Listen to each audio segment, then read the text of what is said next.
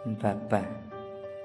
କଥାରେ ଅଛି, ବାପାଙ୍କ ଆଖଟ ସମସ୍ତେ ଦେଖନ୍ତି, ମାତ୍ର ଭଲ ପାଇବା ଦେଖିବା ପାଇଁ ବହୁତ ସମୟ ଲାଗିଥାଏ।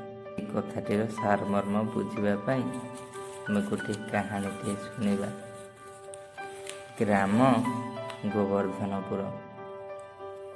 ଏ ଛୋଟିଆ ପରିବାରରେ ମୁକୁନ୍ଦ ରଣା ସ୍ତ୍ରୀ, ପୁଅ, ଝିଅ ନେଇ ବହୁତ ଖୁସିରେ ରହୁଥିଲେ। ରଣା ବାବୁ ପେଶାରେ ଜଣେ ମୂର୍ତ୍ତି କାରିଗର। ମାଟି କାଦୁଅରୁ ସେ ତୋଳି ଦେଉଥିଲେ ସତେ କି ଜୀବନ୍ତ ମୂର୍ତ୍ତି। ଏଥିପାଇଁ ସେ ପାଖ ଅଞ୍ଚଳରେ ସେ ଥିଲେ ବେଶ ଜଣାଶୁଣା। ଏହି ମୂର୍ତ୍ତି ବିକ୍ରି କରି ଭଲ 2 ପଇସା କମାଇ ଦେଉଥିଲେ ମଧ୍ୟ। ଋଣ ସଂସାର ମଧ୍ୟରେ କେତେବେଳେ ପୁଅ ଝିଅ ବଡ଼ ହୋଇଗଲେଣି ତାଙ୍କୁ ଜଣା ନଥିଲା। ଝିଅର ବାହାଘର ପରେ ପୁଅ ଆପଣେଇ ନେଇଛି ନିଜର କୁଳବେଉଷା। ଏବେ ସେ ବାପାଙ୍କ ସହିତ ବେଶ ସୁନ୍ଦର ସୁନ୍ଦର ମୂର୍ତ୍ତି ତିଆରି କରିବାରେ ବ୍ୟସ୍ତ ରହୁଛି। ପୁଅର ମଧ୍ୟ ମୂର୍ତ୍ତି ଦେଖି କେତେବେଳେ ବାପା ଏହାର ଦୋଷ ତ୍ରୁଟି ଜଣାଇ ଦିଅନ୍ତି। କିନ୍ତୁ ବାପାଙ୍କ ଆଖଟ ପୁଅକୁ ଆଉ ସେ ଭଲ ଲାଗୁନି।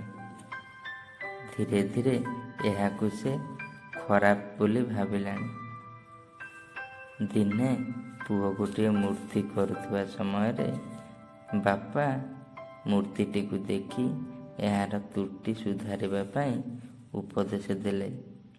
ମାତ୍ର ବିରକ୍ତ ହୋଇ ପୁଅ କହିଲା, ବାପା, ମୁଁ ଏବେ ଜଣେ ଅଭିଜ୍ଞ କାରିଗର, ତେଣୁ ମୋତେ ଆଉ କିଛି ଜାଣିବାର ଅଛପା ନାହିଁ। ଏହା ଶୁଣି ରଣା ବାବୁ ଅବାକ ହୋଇଗଲେ।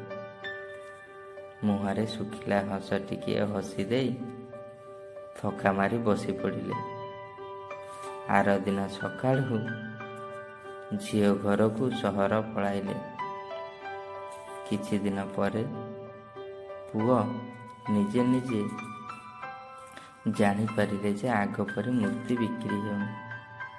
ନିରୋଳାରେ ବସି ନିଜକୁ ତର୍ଜମା କଲେ ଏବଂ ବାପାଙ୍କ ଶୁଖିଲା ମୁହଁର ହସ କଥା ମନେ ପଡ଼ିଲା। ଆଉ ସେ ଭାବିଲା, ବୋଧହୁଏ ଏ ହେଉଛି ବାପାଙ୍କ ଅଭିମାନ।